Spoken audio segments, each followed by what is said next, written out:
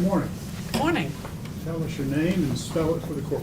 Yes, my name is Samantha Spencer, S-A-M-A-N-T-H-A,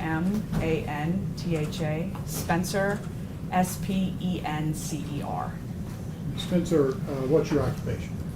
I am an independent forensic consultant. And tell us what that means.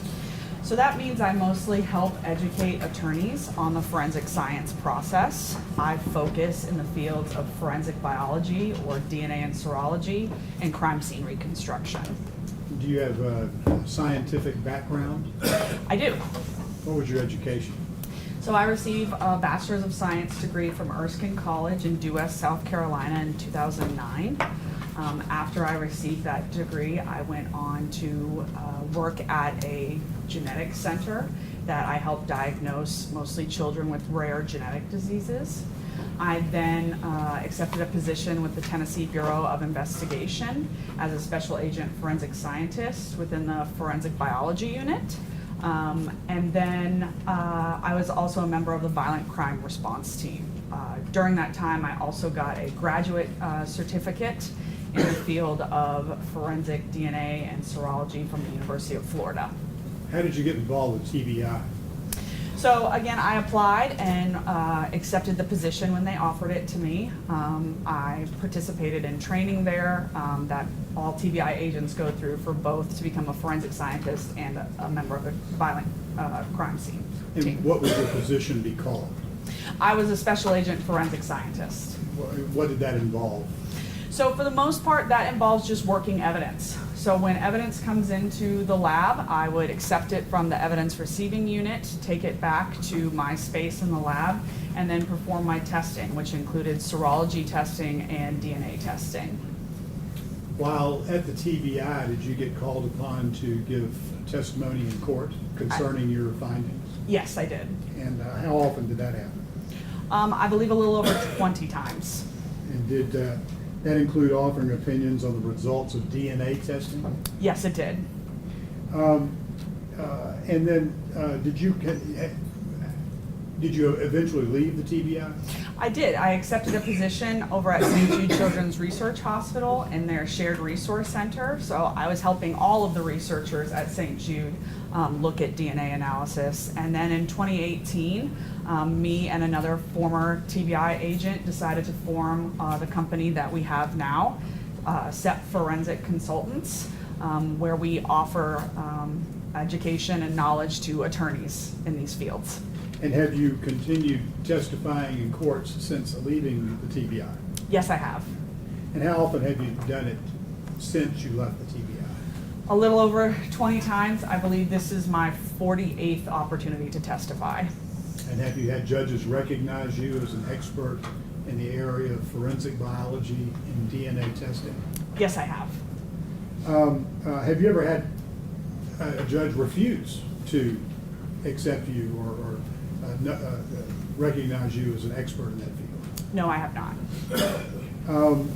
When have you testified on behalf of the state of Tennessee when you were at TBI? Correct. And how did you get paid for that? It was my salary that I got. The state of Tennessee paid for it. And do you charge now that you're no longer with TBI? Yes, I take funding from both the state of Tennessee for indigent clients if they do not have the funding, and then I also take private funding from people who can fund it. And how are you getting paid in this case? So I'm getting paid through PORAC, which is the legal defense fund for police officers. Is there any difference in what you do for private individuals and what you do for the government in terms of what you get called on? No, not really, especially in my testimony portion. The main difference is I don't have a lab right now. It costs millions of dollars to have a DNA lab, so I don't have the equipment to do that. So I don't touch the evidence and necessarily process it, but I do go through the whole process looking at the data that is produced by the lab. And do you maintain a resume? I do. Your Honor, may I approach? Sir. Let me show you a document, if you can identify that for us, please.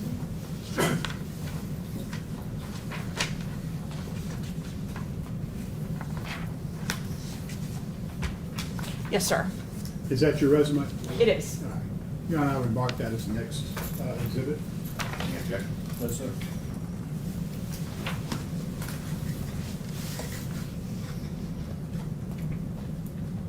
So the 6-page resume, Ms. Spencer has exhibit 34.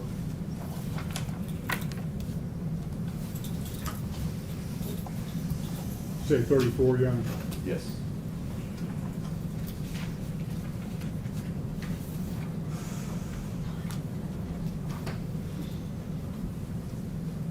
Ms. Spencer, what did we ask you to do in this situation? So like in most cases I get called about, it is looking at the data that was produced by TBI or any forensic lab and reviewing it and then determining what conclusions I would come up with, and then again helping the attorneys understand what those conclusions mean. I want to show you a document that's been marked as Exhibit 30 in this case, and see if you can identify that for us.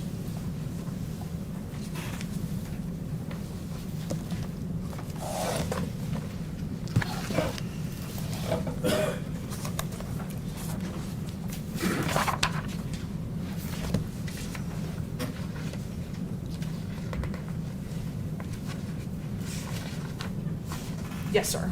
And is that, what is that? So this is the official forensic biology report issued by the Tennessee Bureau of Investigation. And are you familiar with the person who actually authored that report? Yes, I reviewed her work. And is that somebody you worked with at TBI when you were there? Yes, since I was in the Memphis lab at the time, she works in the Nashville lab, so we didn't work directly with each other, but we worked together, yes. Your Honor, at this time, I would tender Ms. Spencer as an expert in forensic biology through DNA analysis. Your Honor, there's no objection. So forensic biology through DNA? Yeah, through DNA. So Pedro.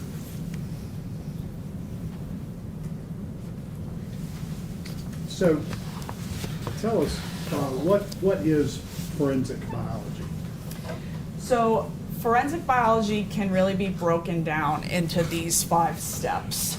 We have evidence, serology, DNA analysis, interpretation, and then review. So overall, it's the process of finding hopefully a body fluid and then eventually making interpretations on that DNA that was found on that item of evidence. And so you have the body fluid, would you know where the body fluid came from? So yes, once we get into the serology portion, you start looking at specific items of evidence, and then you would be able to identify where you obtained that body fluid from. Now, what is it that you, as an analyst in this case, consider to be evidence? So myself, as an independent forensic consultant, I'm mostly considering my evidence to be the documentation and data provided by the forensic lab. So in this case, the Tennessee Bureau of Investigation. On top of all their data and the reports they issued, sometimes I also get things like medical examiner reports, videos from body-worn camera footage or surveillance video, and investigative documentations produced by law enforcement. And are there other sources of information that you gather other than just documents? Yeah, again, mostly I'm focusing on the DNA analysis. So that's what my main focus is looking at all of the data produced by the forensic lab. And that's when you begin once you have all that, that's when you begin your routine that you go through in trying to reach an opinion, correct? Correct, yes. Let's just start with serology and tell us about serology. So if I was working in the lab and looking at an item of evidence, the first thing I typically would do is to look for a body fluid. And serology is the study of body fluids. In forensics, we mostly focus on blood, semen, and saliva. And the reason we focus on those 3 body fluids is because we know that they contain a good amount of DNA. So we know that once we go through the DNA process, we have a good chance of getting an informative DNA profile that we can actually make some conclusions from.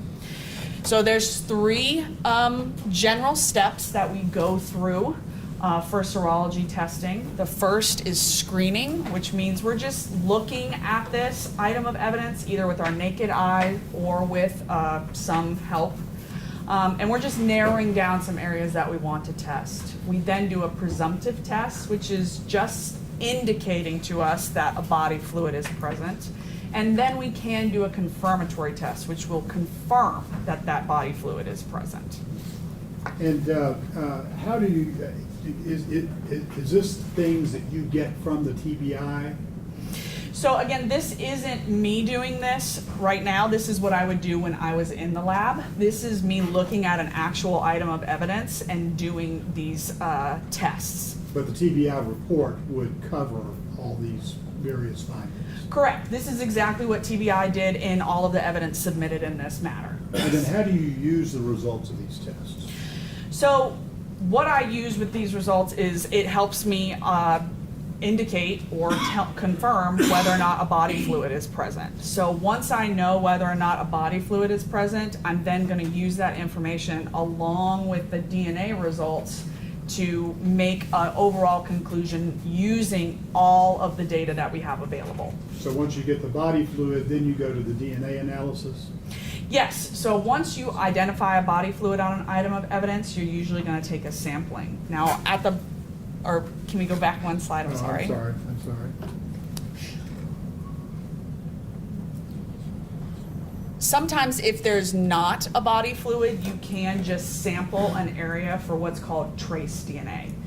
So you didn't find anything, it was negative, so you're going to take a Q-tip and kind of run it over the area and collect any DNA that may be there. So after we have that sample that's either has a body fluid on it or that we're just taking that trace DNA from, we're going to take a cutting from it and then go into our DNA process. Okay. And so now, do I go Yes, to sir. the next slide? Yes, sir. Okay. Thank you. So this is our DNA process. So first, DNA stands for deoxyribonucleic acid. It's the recipe of what makes you, you. So it tells your body everything from your hair and eye color down to your predisposition for diseases. So it is specific to an individual unless you have an identical twin. And we use it in forensics to help identify individuals because it is specific to an individual. So these are the general steps in the DNA process after serology. So in extraction, what happens?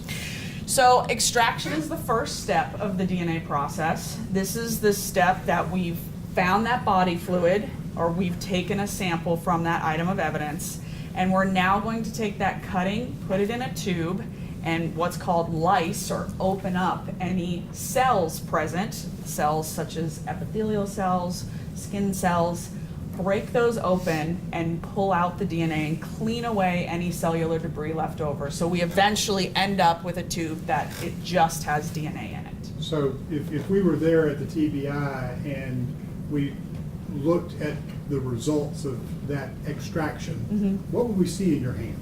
It would just look like water. Okay. Yeah. In a small test tube? Yeah, in a test tube that's about this big, it would just look like water. And is that all the DNA that you have to work with in any particular testing? Yes, when we do that extraction step right there, that's the DNA that we're going to work with for the rest of the time, and that's what we've taken from that item of evidence. So do you ever find yourself having to monitor how much you actually use for one test or another to make sure you have plenty of the evidence? Yeah, so part of the process of extraction is making decisions on how much water or chemicals you're going to put that DNA in. But through the process, we have specific amounts that we use through that, so we're not using it all up. As a forensic scientist, my goal is not to consume a sample. I want to make sure there's some left over, either if I make a mistake or if somebody else needs to process that sample in the future. So yes, we use a small amount every time and don't use it up. So after extraction, what happens next? So after extraction, we have quantitation, and that kind of sounds like what it is we're trying to determine how much DNA is there, the quantity of DNA present in our tube. So not only does it give us the total amount of DNA present in that sample, but it also gives us the amount of male DNA in that sample, a male to female ratio, and a degradation index. The degradation index just tells us how much the DNA may be damaged. And what are you looking for with the quantification? So the main point of quantification is that it really helps with the downstream application, steps 3 and 4, because we're going to target a specific amount of DNA to go into those steps.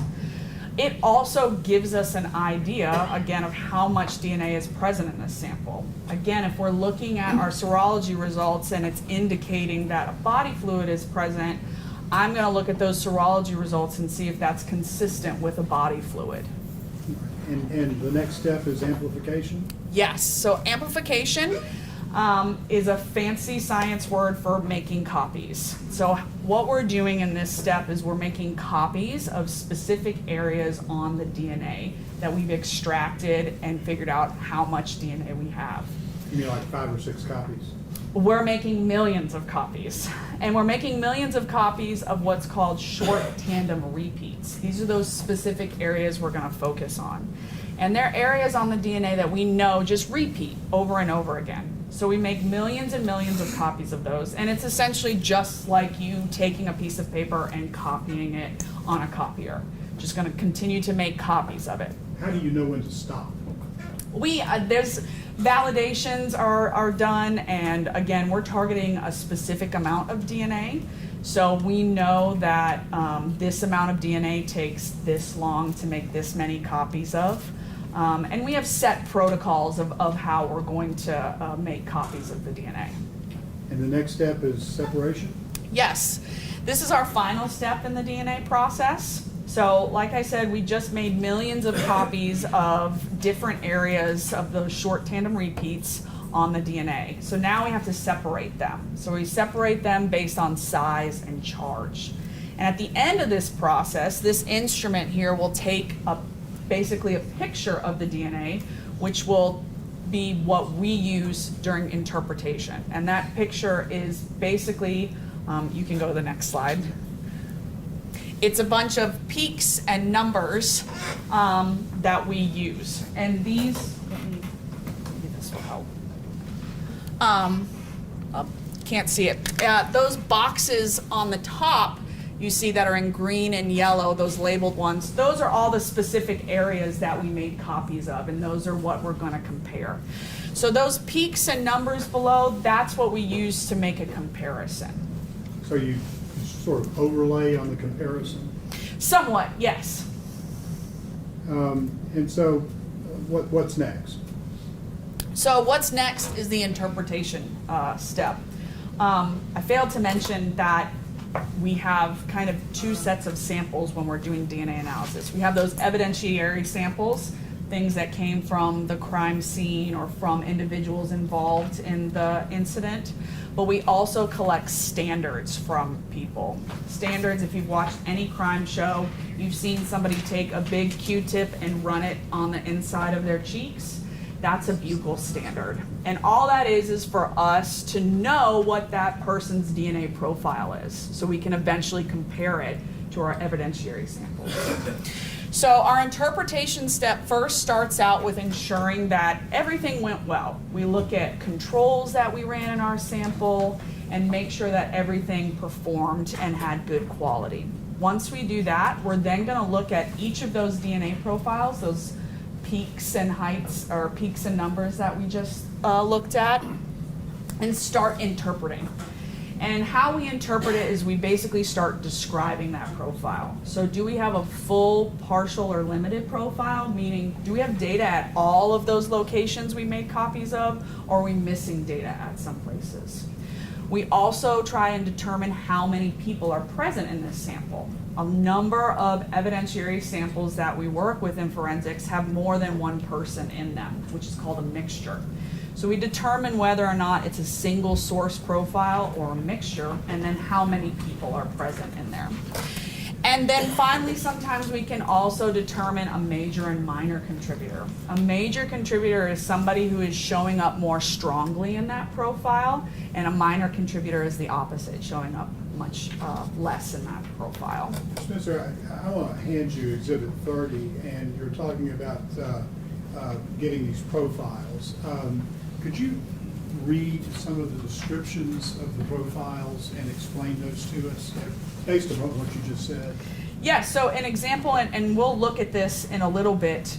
An example of an interpretation would be the DNA profile is consistent with a mixture of at least 5 individuals, including at least 1 male. And then we have some that also say the major contributor matches a specific person, and then the minor contributor profile is inconclusive. So that's kind of the terminology that we're using in the reports once we've done this.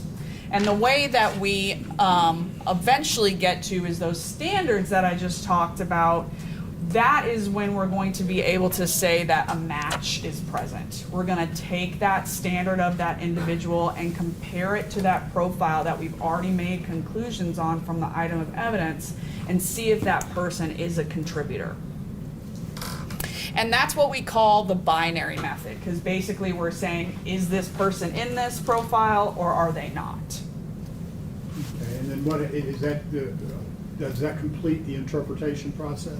Yes, other than documenting it in a report, which is exactly what TBI did. Okay, and is that where you get to the review process, or? Yes, sir, yes. So once a scientist who has done that whole process, done their interpretations, put their conclusions in a report, they're then going to hand off this report, this draft report, to 2 other people. And this is the review process. We have a technical review and an administrative review, and they sound exactly like what they are. Technical, we're going to go through what did we follow our manual and our protocols that we have in the lab. Do I agree with your conclusions, the data that you produced? And then our administrative review is exactly what it sounds like. Did you spell everything correctly? Did you dot all your I's, cross all your T's? All of that good stuff. So basically, did we ask you to review the review? Yes, I kind of like to say that what I do is like a super technical review of the case. I go in and look at it again. I try and look at it how I would if I was a technical reviewer, but I'm usually also incorporating other information into it, and that's why I kind of call it a super technical review. So are we ready now to go into your examination of the evidence you got from TBI? Yes. So this is going to be pictures from TBI's analysis along with their results, and then and we'll look at this as we go through. So the first exhibit we'll be looking at is Exhibit 1A and 1B, and that's Mr. Martin's boots. You can see 1A is the left boot and 1B is right.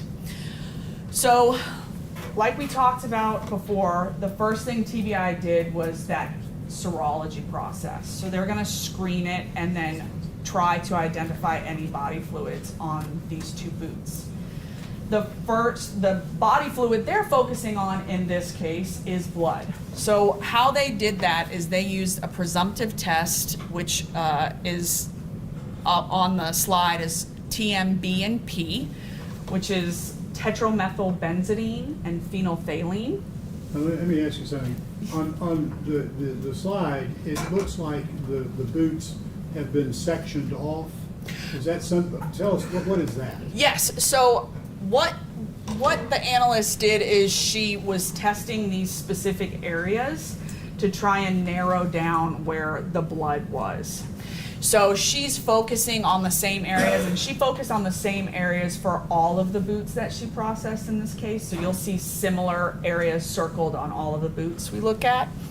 So she circles these areas because not only did she do the serology, but she took those samples like we talked about, the trace samples, and they went on to DNA analysis too. So the entirety of the left boot there, 1A, was TMB&P negative, which means it's negative for the presence of blood. And then if we can go to the next slide, this is 1B, so the right boot. This area that you can see there that has that blue arrow, that was TMB&P positive. So again, that's a presumptive test for the presence of blood. And just for the record, the boots we're talking about right now were Emmett Martin's boots, is that correct? That is correct. That's Exhibit 1. Yes, yep. So again, all 3 areas on each of these boots were swabbed for DNA analysis and taken into that process. Okay, so we'll have 3 samples per boot that we'll look at eventually with our DNA testing. Next slide. Yes, sir. So this next slide is basically the same of what we looked at for Mr. Martin's boots, except these are Mr. Haley's boots. So again, we have 2A is the left boot, 2B is the right boot. We have those areas denoted again that she focused her testing on. And again, we have 3 areas per boot.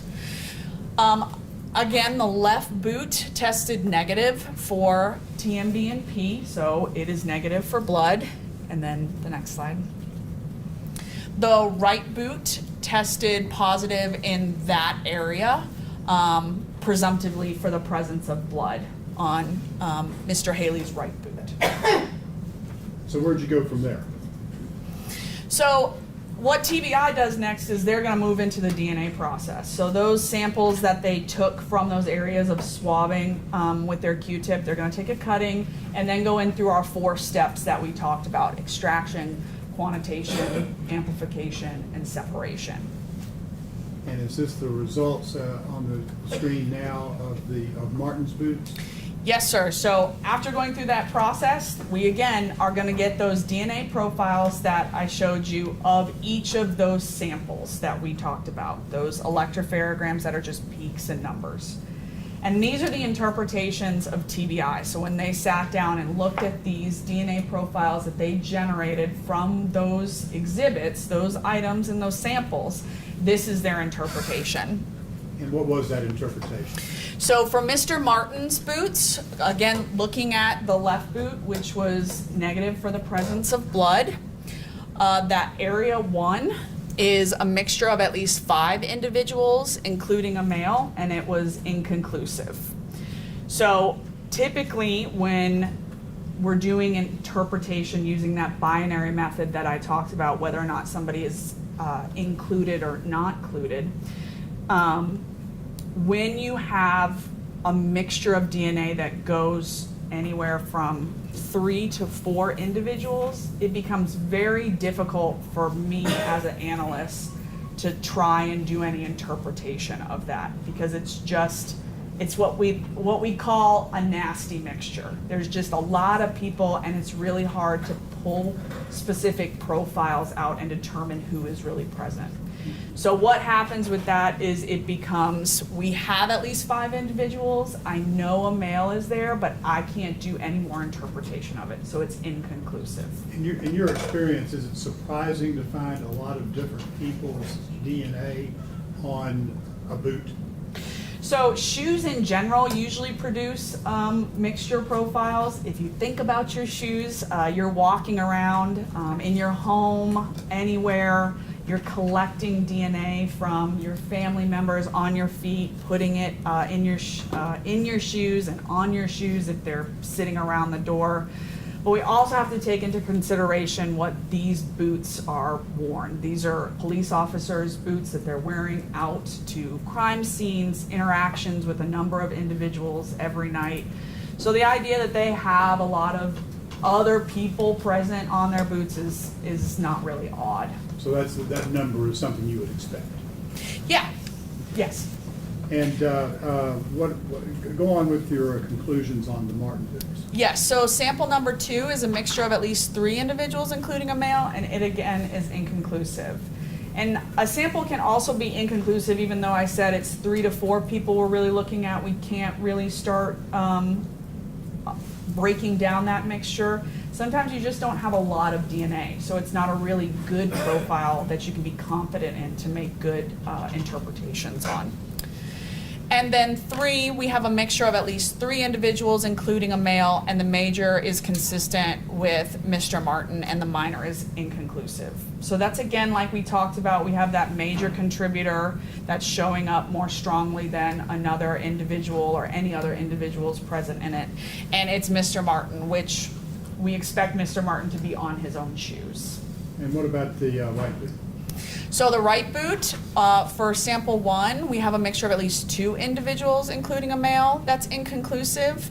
And then for 2 and 3, we have the same results. We have a mixture of at least 2 individuals, including a male, and the major matches Mr. Tyre Nichols, and the minor is inconclusive. That's for sample 2 and 3. And if we remember back to our serology results, that 3rd sample on that boot tested presumptively positive for blood.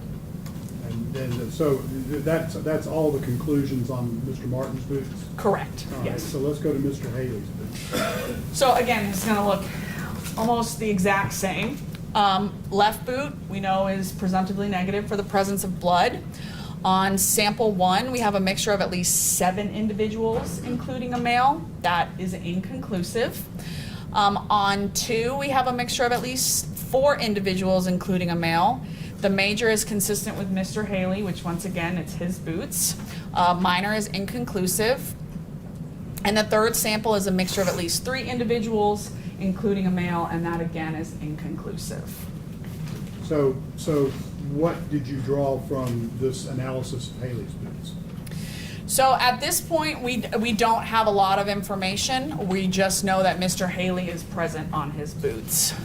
So once we get to the right boot, though, the first sample is at least 6 individuals, including a male, and again is inconclusive. Sample 2, we have a mixture of at least 3 individuals, including a male, and then the major matches an unknown male.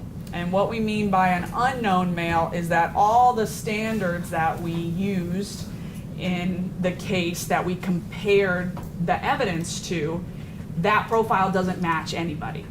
So it's an unknown person that we don't know who it is, okay? And then the 3rd sample, which again, it tested presumptively positive for the presence of blood during our serology testing. It was a mixture of at least 4 individuals, including a male, and it was also inconclusive. So where do we go from there? So based on these results and after I looked at them, I decided that we could possibly employ a relatively newer technique within the field of forensic biology, but not new in the world of science, and it's called probabilistic genotyping. And the main point of probabilistic genotyping is to help deconvolute or demix these nasty mixtures. So it's going to use science and a computer to do this instead of me as an analyst doing it. Now, how common is the use of this probabilistic genotyping? So it's becoming much more common in the last couple of years. There's really 2 companies out there that have probabilistic genotyping software. The one that we used is called Cybergenetics. The software itself is called TrueAllele, which you'll see in a minute. But what they have the software and they work the software. So are those 2 companies like the Pepsi and Coke of this type of? Yeah, so that would be the Pepsi. The Coke version would be what's called Star Mix, and you can actually purchase Star Mix and bring it into your lab and use it yourself. So more and more labs are starting to bring probabilistic genotyping online within their own labs. Is that pretty expensive? Yes, it is very expensive. So which one did you use? I use the TrueAllele from Cybergenetics. And is this sort of a form of artificial intelligence? No, it's using math for the most part. So what it's using from the TBI, I sent the data files that produce that DNA picture, that electropherogram. Those data files were sent to Cybergenetics. So they use all the data within those data files to do their interpretation. So their software uses statistics, biological modeling to use all of the data and to make more of an interpretation, or to be able to better deconvolute and unmix those profiles. Does the FBI use this type of Yes. software, I guess? Yes. The FBI, I think, has brought on StarMix, so the Coke version of this rather than the Pepsi. Again, that can be brought into your lab, but TrueAllele has been used in a number of states and a number of cases to give more information, including in the state of Tennessee. And how many times have you used this in the past? I believe this is my first time using it for a case. I have done training through them, and I've also done training through StarMix, so I'm very familiar with this type of procedure and this software. And how did you decide to use it in this case? So, because we were focusing on Mr. Haley's boots, what we decided was that we were going to take the data produced by TBI from all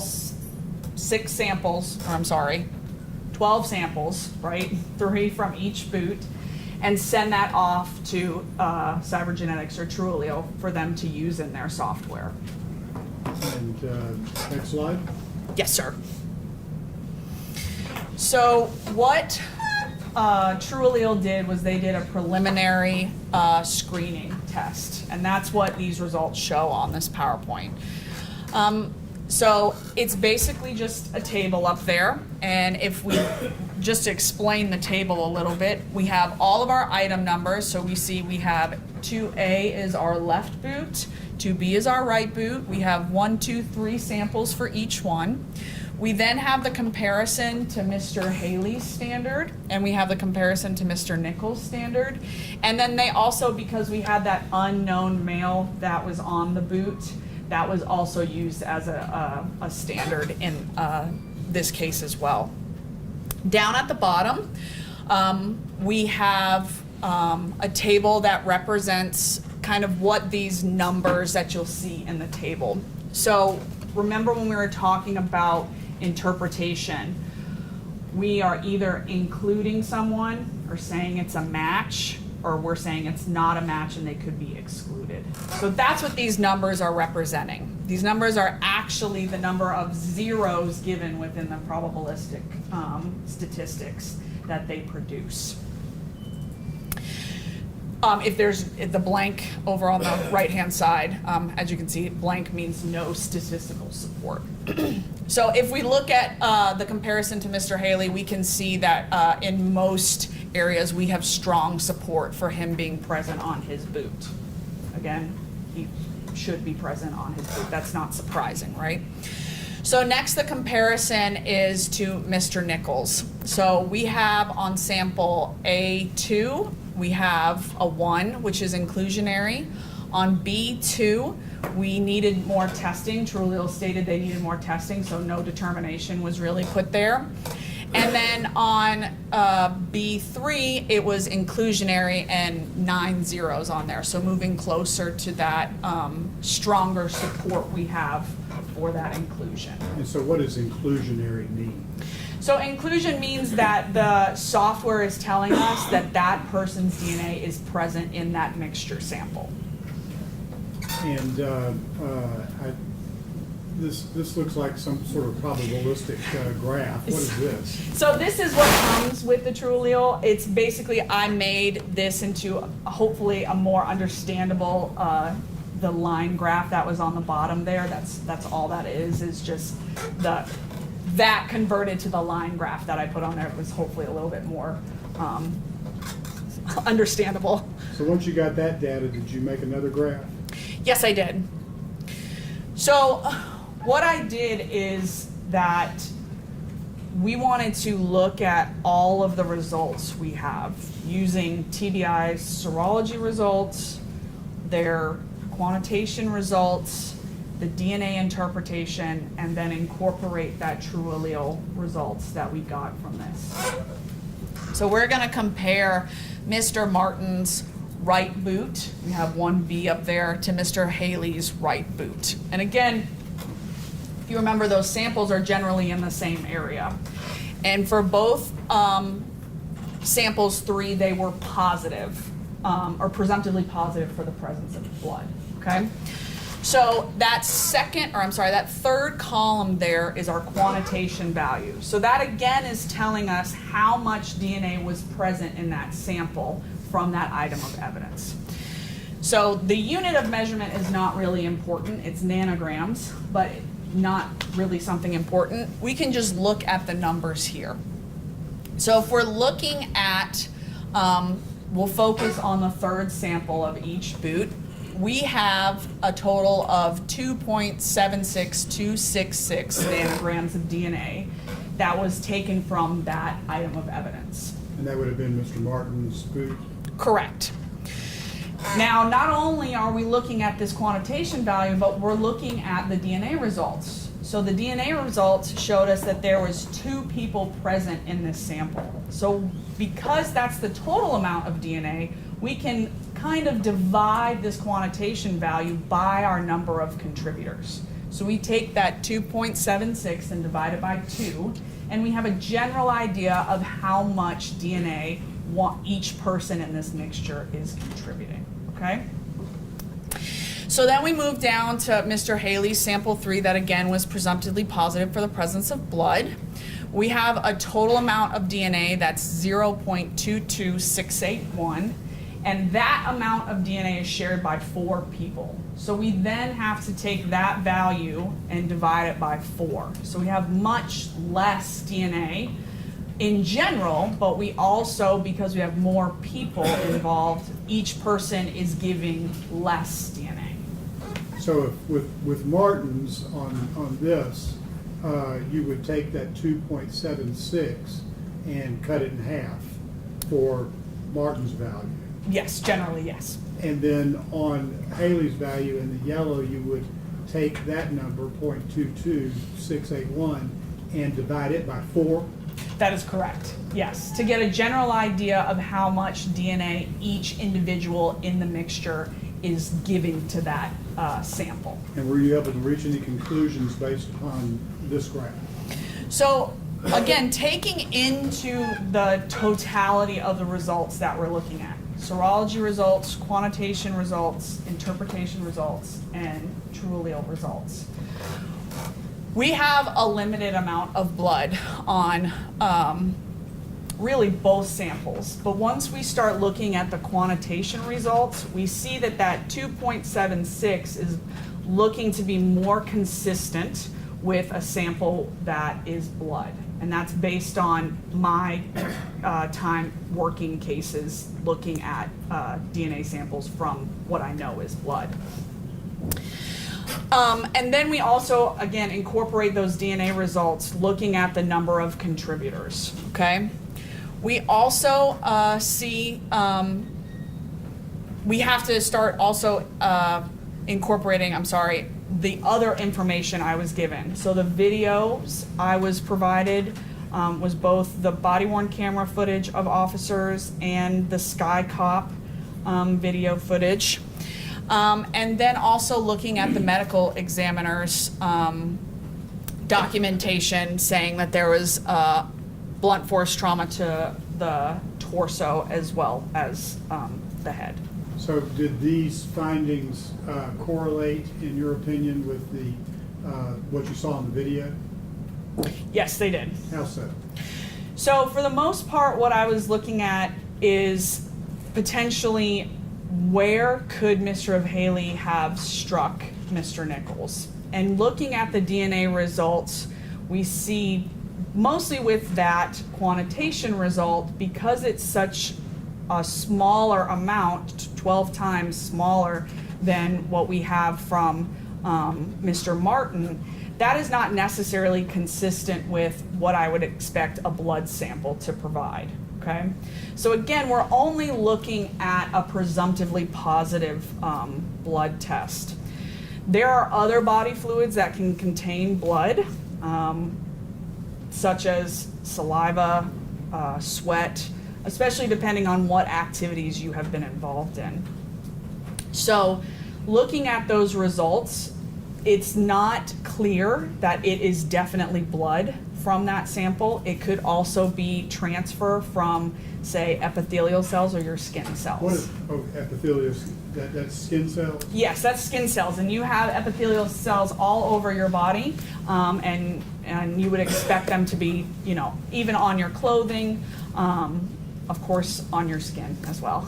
And the vast, the 12 times more DNA present on the Martin boot, what do you make of that? So again, because of that amount of DNA that we have, it is more consistent with being blood. Again, we do have that presumptive test. We don't have any confirmatory tests, but again, the main point of doing serology is to try and identify that body fluid, because we know those body fluids have a good amount of DNA. 2.76 is a good amount of DNA that I would be confident I'm going to get a good informative profile as I was going through my process. So as between these two contributors, Mr. Haley and Mr. Martin, what is more likely to have occurred on the scene based upon your DNA analysis? So I think that based on DNA analysis, it provides information on the strike that Mr. Haley made was not necessarily to an area that had blood on it. So this could have been his torso, it could have been his clothing, it could have been something of that area. And Mr. Martin? That, again, because it being that high amount of DNA, it is a major contributor of Mr. Nichols that is more consistent with blood, so it would be in an area where blood was present, such as his face. Have your opinions today been within a reasonable degree of certainty within your field? It's based on my expert experience and opinion, yes.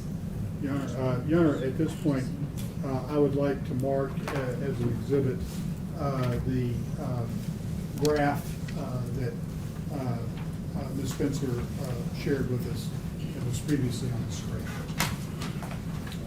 Any objection? No, Judge.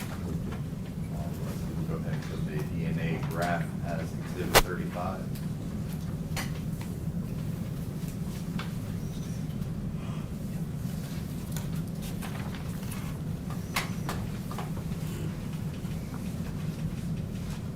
Your Honor, I believe that's all the questions I have.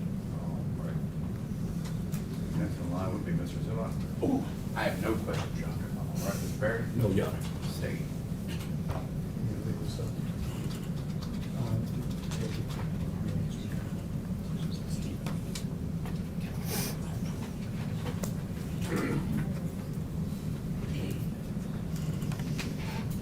Good morning, Dr. Spencer.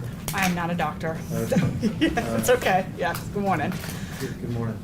I'm actually an expert in probabilistic genotypes. Awesome. No, I'm just. I was gonna say, that's very exciting. Star mix sounded delicious. Doesn't it? It sounds like a cereal, I think. I do just want to quickly recap some stuff. So I'm looking at this from a broad perspective here. Yes, sir. Okay.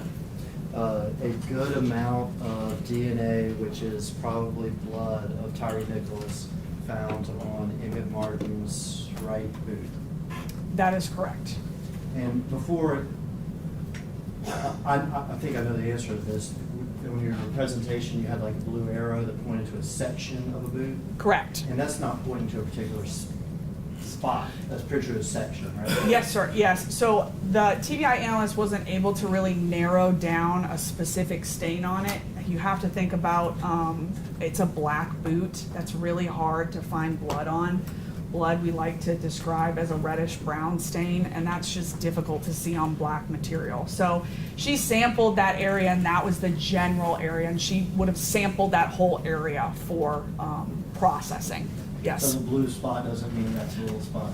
No, sir, no, yes, yes. Gotcha. So a good amount of Tyre Nichols blood on Emmett Martin's right foot. Yes. Right boot. Right boot, yes, Right based boot. on the quantitation results, yes, sir. And then we looked at Officer Haley, Defendant Haley's boots. Yes, sir. And we have found an amount of Tyre Nichols DNA I mean, to a probabilities. Yes. On defendant Haley's right boot. That is correct, yes. And so we have Tyre Nichols' DNA on both Martin's right boot and on Haley's right boot. That is correct, yes. Which is consistent with Martin boot having kicked Mr. Nichols. Yes, it could be. That could have been the reason why blood was on it, yes. And is consistent with Haley's boot making contact with Mr. Nichols. That is correct, yes. But we found more DNA on Martin's boot than we did Haley's boot, That is correct, yes. which means probably we've got more of Tyre's blood on Martin's boot than we do on Haley's boot. Yes, that is also possible, yes. And we've talked about Mr. Haley's kick to Mr. Nichols, correct? Is that correct? Somewhat, yes, yeah. Okay. Well, Yeah. I think- I'm sure you guys have, yes. Okay, we talked Yes. about it a little bit. Yes. And here you reviewed the Skycop footage, Yes, I did. and you just reviewed some body worn camera footage. Yes, I did. I just want to make sure that if we could play the poll cam footage when Mr. Haley comes in. You can play some other stuff, it's fine.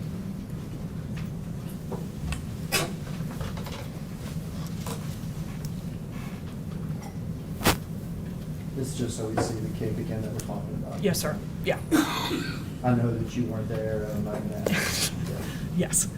And while they're queuing that up, in fact, you've worked at TBI previously, Yes, but it was before this case. yes, before this case, yes.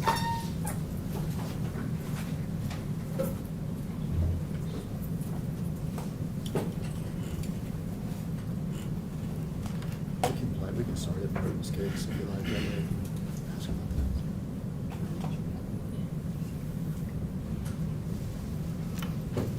that. We can just start here. We can just, if you can just fast forward to where the camera switches over. I'll call your attention to just a couple spots in the video, okay? Yes, sir. This is the Castlegate video.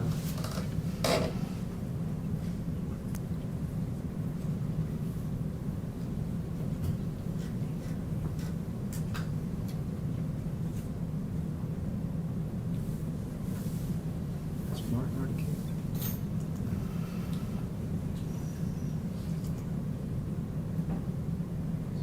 Just go, if we can just play from the start, just play from the start is the easiest thing.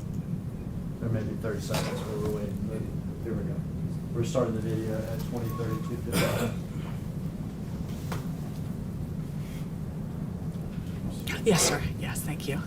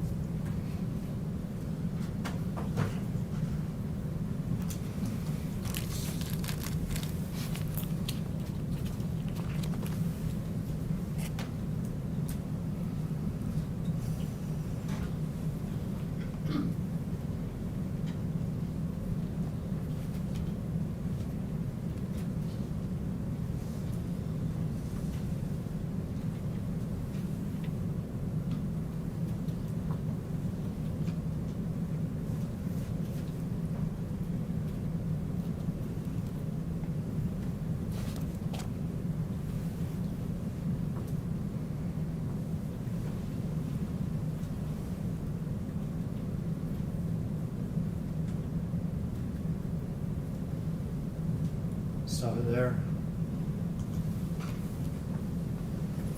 I tell you, that's Officer Martin that just kicked Mr. Nichols in the head. Is that consistent with your knowledge and review of the video? Yes, it is, yes. And is that type of strike that may result in a transfer of DNA from Mr. Nichols' head to Mr. Martin's boot? Yes, You can't specify which, but is that type of contact that could result in that? that, yes, yes.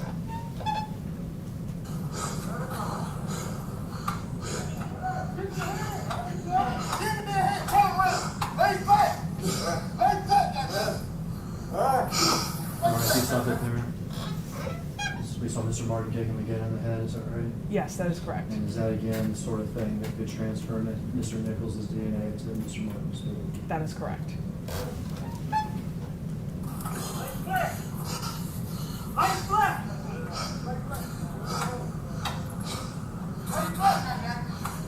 Shit!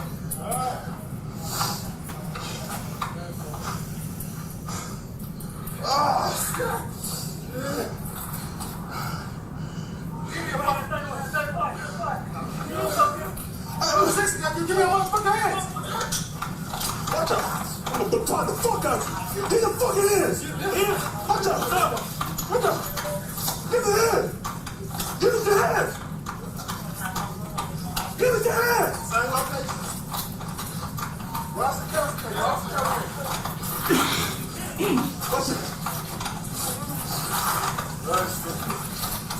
Give me your fucking hands!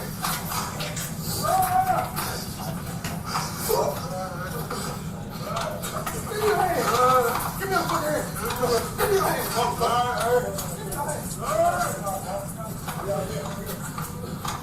Ross and Castlegate. We are east of the intersection.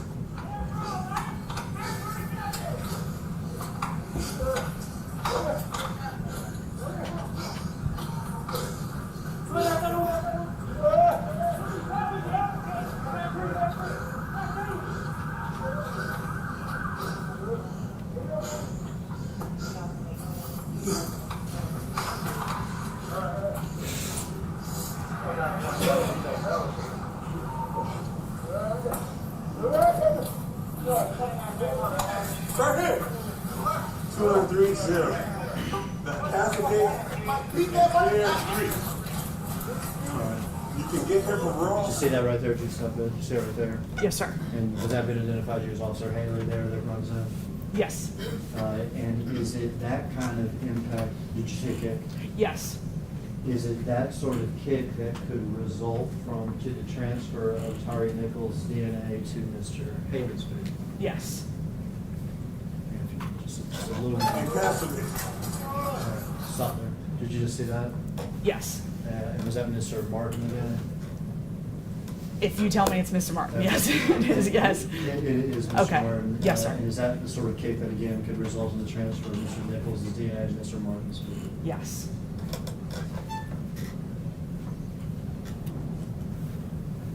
And I think I understand your testimony to be that from this, perhaps we can conclude that since Mr. Martin's right boot has more DNA of Mr. Nichols on it. Correct. That it's more likely that his boot contacted an area of Mr. Nichols that had blood.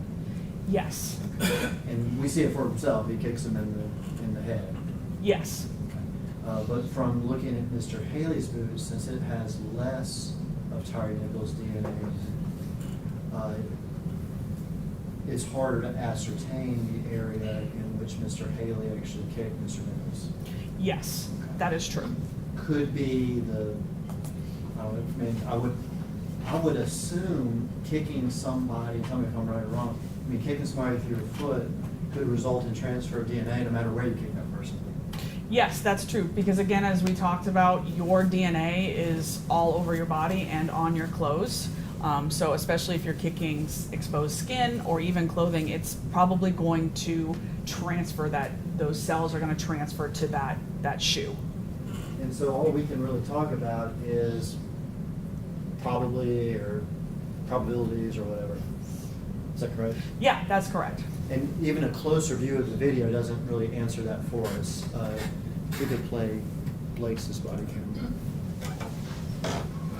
camera.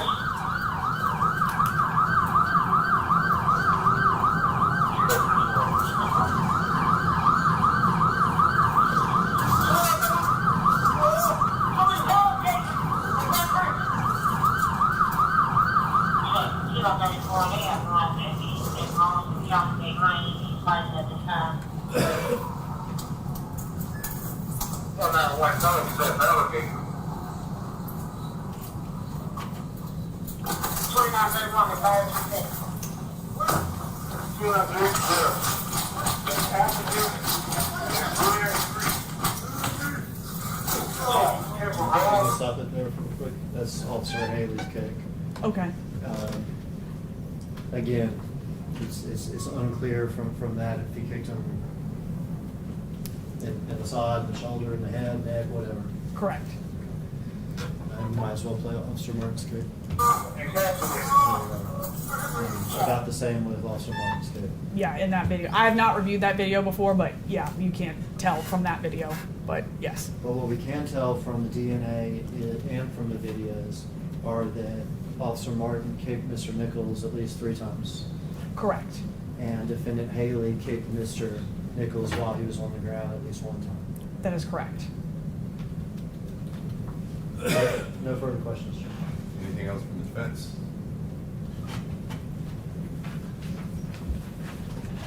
Ms. Spencer, as a DNA analyst, do you have anything that you can opine on other than probability? No. Again, my job is to look at the DNA results and provide information to attorneys and juries. And that's, I use probabilistics within that, or statistics, I'm sorry, within that. And would you categorize the items that you use to come to your conclusion as objective evidence, Yes, I would say yes. as opposed to subjective, correct? Correct, yes. I believe that's all I have now. Anything else of this witness? No, sir. All right, those are all the questions I have for you. Thank you, sir.